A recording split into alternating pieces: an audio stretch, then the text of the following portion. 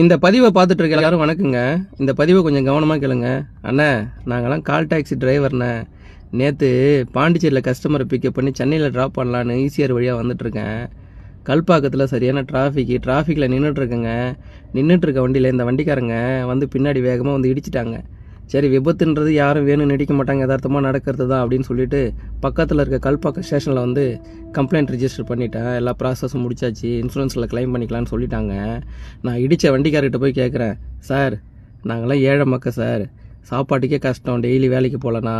இந்த வண்டி வாங்கினது அங்கங்கே கடன் வாங்கி அவன் காலில் கையில் விழுந்து என் பொண்டாட்டி தாலி அடமானம் வச்சு தான் வண்டி வாங்கியிருக்கேன்.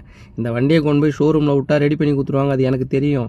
20-25 நாள் என் வண்டி நிற்கும், என் பொழப்பு கெடுது, ஏதாவது பார்த்து உதவி பண்ணிட்டு போங்க சார்னு கேட்குறேன் ரிக்வஸ்ட்டாக. 500 ரூபா எடுத்து கொடுக்குறாரு அந்த கஸ்டமர். அந்த ஃபோட்டோவில் இருக்கார் பாருங்கள், 500 ரூபா எடுத்து கொடுக்குறாரு அந்த இடித்தவர்.